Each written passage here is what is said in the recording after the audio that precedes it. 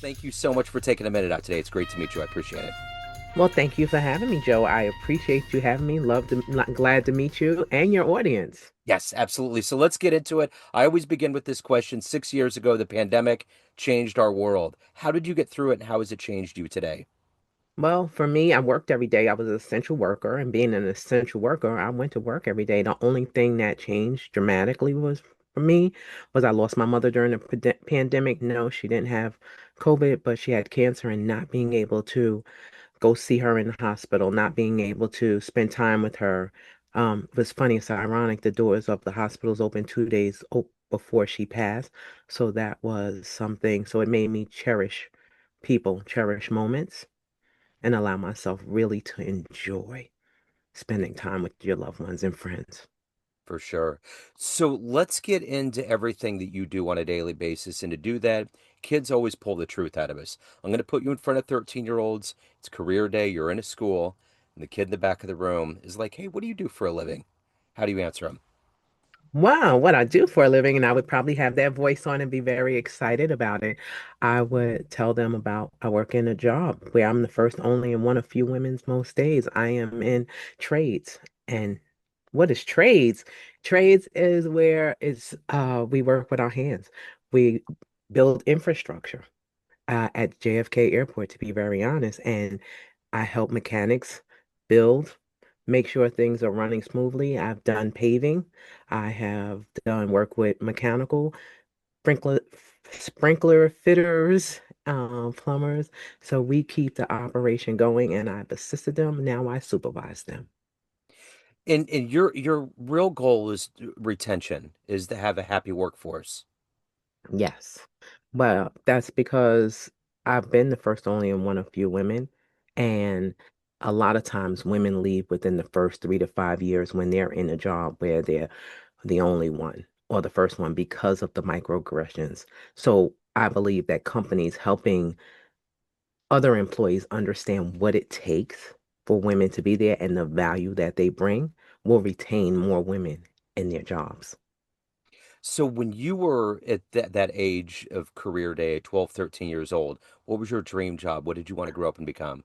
It is craziness. I wanted to be a psychologist, to tell you the truth. I don't know. And here I am, how many years later? Almost 40 some years later. I am a certified life coach, consultant. So I am helping people. So that's what I wanted to do. So were you originally from New Jersey? Always born and raised in the Garden State. Okay, I love it. So tell me about your childhood. What were influences from family, friends, people around you, whether consciously or subconsciously, that gave you this idea of coaching and leadership and helping people in the workforce? How did all of this evolve into who you are today? Oh my goodness, I'm the only girl. My parents both from the South, and they came to New Jersey, met each other, and I'm the only girl, middle child. So always being it, I'm not sure the science behind it, but I've heard that that middle child is something special. We do things differently. People will look for us more. So I fell into that. And unconsciously, my mother always said, hey, you have never forget the person behind you. You have to show up for other people. Going to church and being in that environment of helping your neighbor really sparked my thoughts, my feelings of always wanting to be that person. My father always told me how smart I was, what I could do, what I accomplished, and he always made sure if you said, "Hey, I think I want to fly kites for a living," he's going to buy you all the kites. He's going to make sure you had it.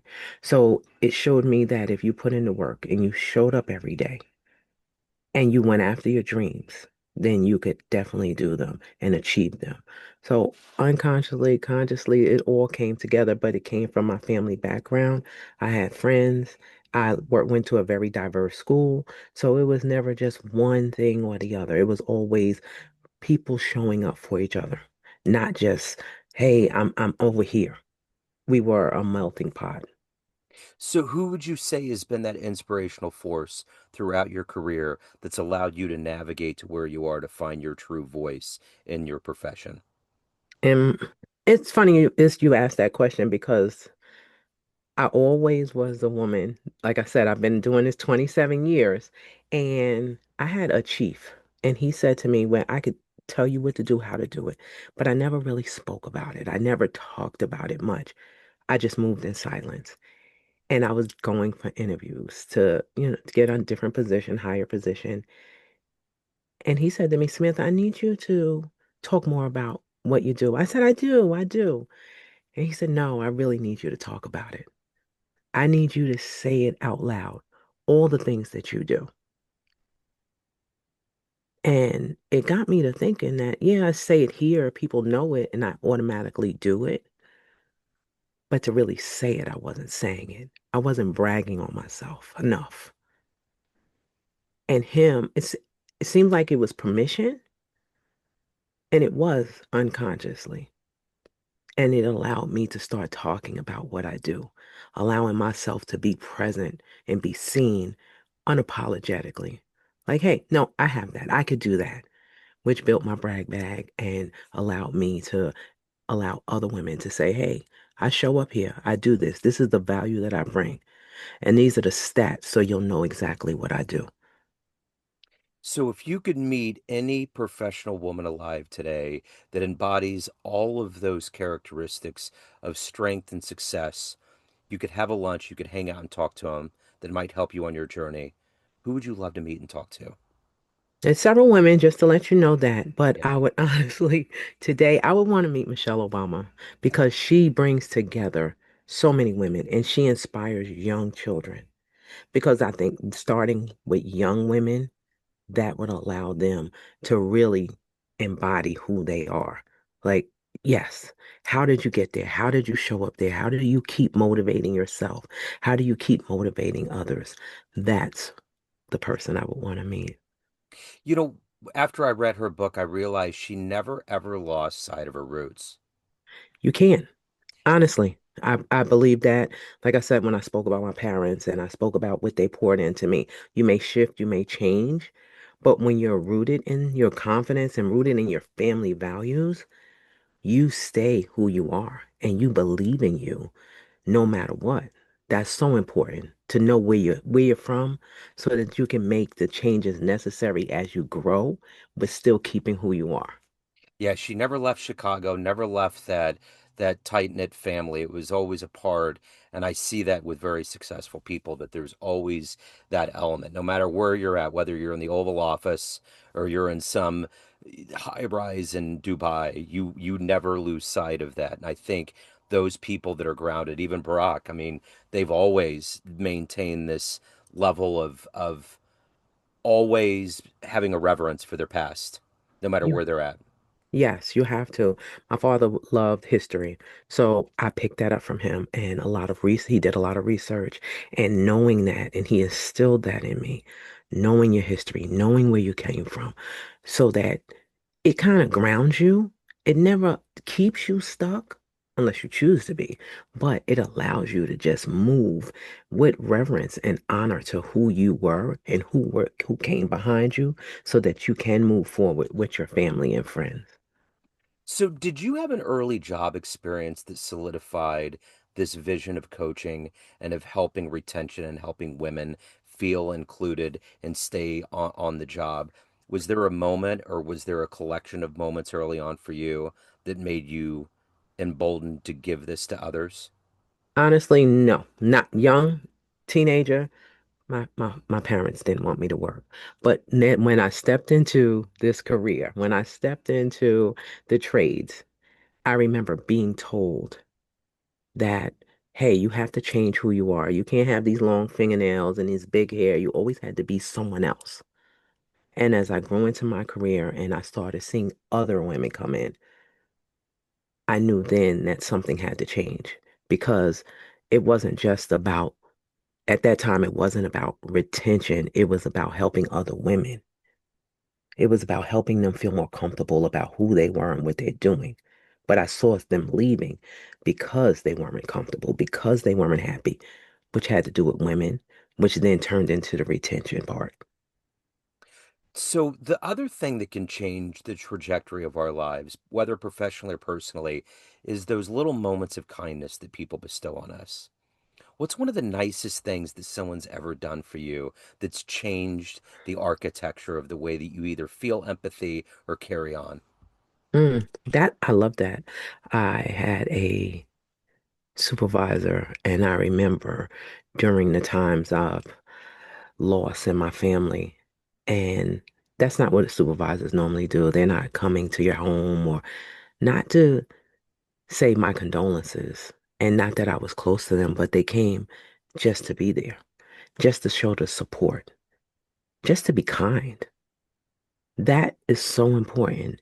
Not looking for anything or any flashy lights, or even during COVID when my mother passed, and everyone that my mother passed in the heart of COVID, and they all still came out. They all came out with masks and everything else just to support. And that means a lot. That meant so much to me. So what the work you're doing is changing lives. It's probably not easy. You're probably going up against a lot of challenges, I would imagine. What is that strength every day for you when the alarm clock goes off to get the feet on the ground to do this job? But you also have a soul that you need to nurture and protect. What's that collective energy every day for you to do it well? For me, I have to stop and I have to take that 5 or 10 minutes and to ground myself. So that means I'm meditating in the morning.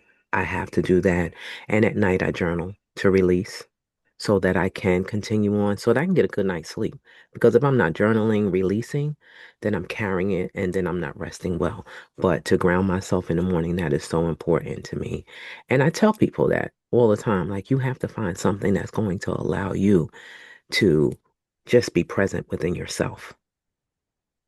So, if you had a dream tonight and ran into that young version of you that was ready to go out in the world and be a psychologist, and you walked up to that young version and there was a film projector and you hit play and there was a 60-second highlight reel of this life you've lived that you've orchestrated, would that young version of you believe that your life has turned out the way it has so far?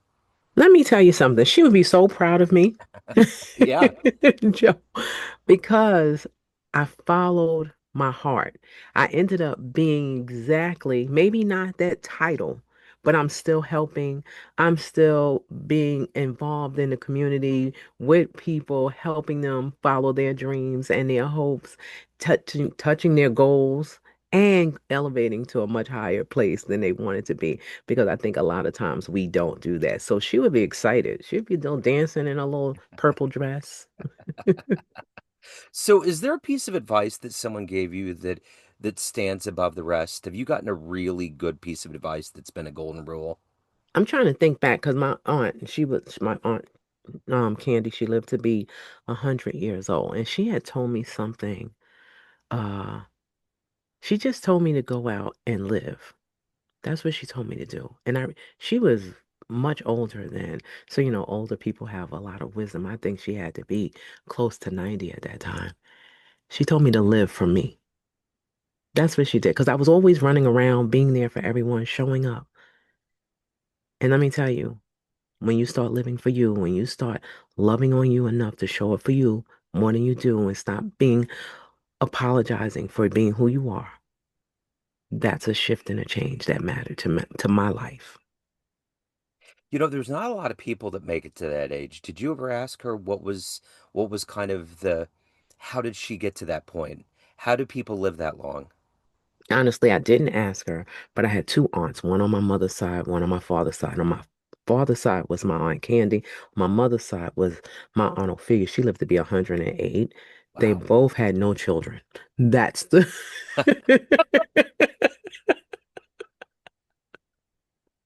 There you go. thing. I mean, God bless the children, right? But Yes, still, there's a level of life when you're alive on this planet long enough, you kind of know what's going to chip away at that stone real hard. yes. And I'm telling you, it's my aunt Ophelia when she was still very vibrant at 106. Wow. And yes, and she told a story. It was like she was visioning it she talked about how good looking her father was, what an amazing life she had. It was just wonderful to hear. So I can't say anything else, but they did not that they lived a good life. My aunt lived in Brooklyn on my father's side. So they live very good lives. Wow. Yeah, my dad was born in Brooklyn, Okay. raised in Long Island, Wow. and moved to Kansas City, joined the Air Force to come here. But I always think about those older days of Brooklyn and just that sense of neighborhood and that communal world that just isn't around anymore. Like all of the neighborhoods around an Ebbets Field or a Wrigley Field or a Fenway, there's that glue that exists in those older kind of Americanized towns. They are. And honestly, like you said, in Brooklyn and even in Jersey City, because I was born in Jersey City, raised in, but it was a sense of neighborly love Yeah. that I don't see now. But I still work in these environments, and it's funny. Make those environments within the confines of my job because that's what is important. And I tell the men all the time. I said, you're not always going to get along. You're not always going to be happy with each other, but you are a family, just like neighborhoods, just like neighbors were years ago, because you're the support system. You're going to go through life and death and births and grandchildren together. And that's community. And if you have that, you can get through anything. So it's so important to have that. But I remember those days and the stores look different. So I'm dating myself a bit there, Joe, if you can It's tell. okay. It's okay. We need that wisdom. We certainly do. So, dealing with the professional world, it can get kind of serious when you're dealing with jobs and employees and bosses. So, my question is this: if you went to a room full of everybody that's known you in a business sense throughout your career, and you went to a podium and told them a fun story about you, maybe a wonderful trip, first concert you went to, a seminal sporting event, jumping out of an airplane, just something that's fun that might humanize you just a little bit more to that group. What would be a fun story you would tell that room? Oh my goodness. Well, let me to be very honest. I tell the time when I fell off the motorcycle, the moped. Yeah, I'm actually showing you. Look. So I was on a moped in Mexico. I had went on a cruise and I never rode a moped, just to let you know. But we were going to explore the group I was with was going to explore the island. So they giving out instructions and I'm like, yes, I could do this. I could do it. So I get on and I'm vroom vroom.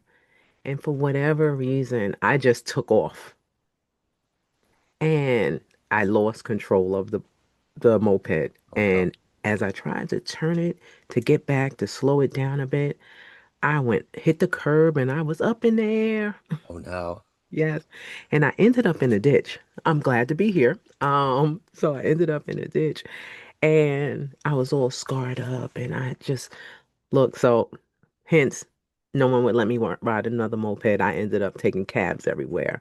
Yeah. But it I still did all the tours. I even went scuba diving with they were like with scars. I said, yeah. And the little fish were nipping at my skin because I was determined to keep going. Yeah. So everyone gets a good laugh, but that is one of the most humanizing stories I do tell. I have no problem telling it all the time because people can relate to that. Just being able to go, things happen to them, but they keep going in spite of. And we laugh. Well, but it shows your character too. I mean, you're not going to cower and slink away. You're going to get out there and you're going to do it because, wounds will heal, but Yes. you can't have that vacation back. No, not at all. Not at all. So I look, hence to say I enjoyed it thoroughly. Yeah. It's wonderful. And you got a great story out of it. So, Yes. of all of these things that you've done in your life, everything you've overcome, everything you've accomplished in becoming who you are, what are you the proudest of? What are you the happiest about? My accomplishments, I'm going to retire in 2 months. And during this time, how many women I've influenced, how many I've helped, how I'm still showing up and helping them. So those are the proud moments. Being able to out of how many in the company that I work for, I any new employee that comes through, they work for me, any new supervisors. So each supervisor that I have touched that has gone on to do bigger and greater things. Each employee that has come in at the ground level, who has gone on to become mechanics, who have gone on to become supervisors. In my career, those are the things I'm most proud of because I see the growth, the development when you pour into people, allowing them to be people and still learn and still have the guidance, especially in the trades. Because most times people are laughing, they find it funny when people make mistakes, they make examples. but I supervise and I show up differently. And it shows in the number of people who are still growing and elevating. So I'm curious, you seem to have quite a professional gusto. What's retirement mean for you? Do you grind to a halt? You slow down? You land the plane? Do you hover over ground? What are you doing? No, no, no, no, no. SKH Solutions, my business. I am pouring as much into as many women in the trade so that they can stay. They don't have to leave. And I'm going into companies teaching them how to retain these women so they won't lose three times. They're spending three times the money that they paid to hire these people because they're losing the talent. They're losing, they have to pay people benefits, starting from the ground up, everything that they poured into them for certifications and um just any type of learning. So allowing people to know that. So that's what I'm doing. And I have a foundation that I'm starting for women, skilled hands, that's going to allow women to learn how to be in the trades so they can show up for themselves.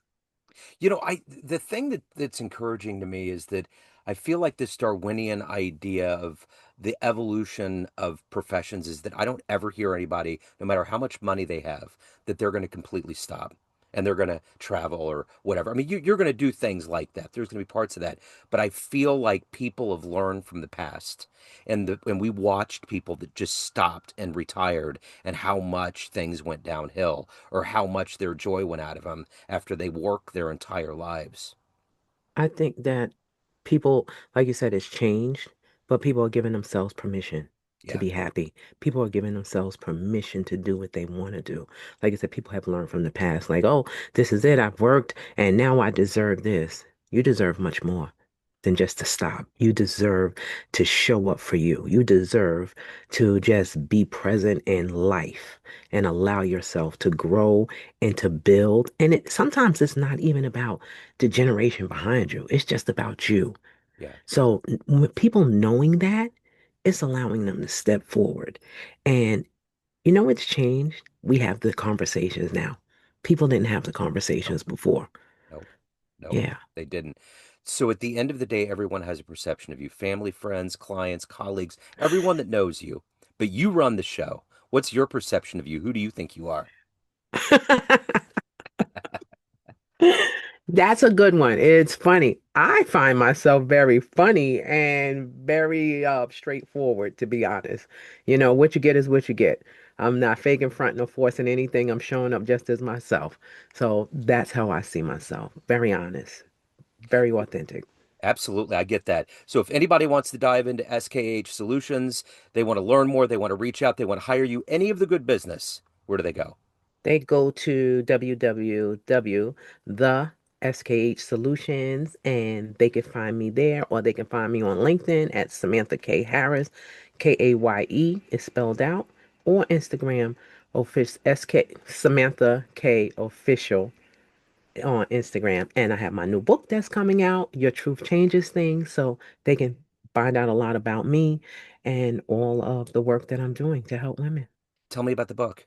Oh, my book. My book has all my frameworks and it takes you from the beginning to the end. A lot of what happened to me that caused me not to show up in the beginning of my career, how quiet I was, and how I turned into who I am. And it gives you the frameworks on how to speak up, how to ask for the money, how to stand up and ask for the jobs, the promotions, how to present yourself.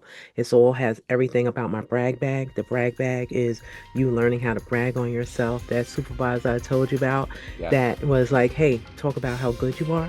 I created a brag bag. So it tells you step by step how to do it, how to make your own so that when you go in there, you're stronger than before, you're braver than before, and you believe in yourself.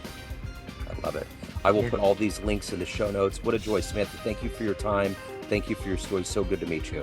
Thank you, Joe. Thank you for having me, and thank your audience for just listening and tuning in. Absolutely. It's been wonderful.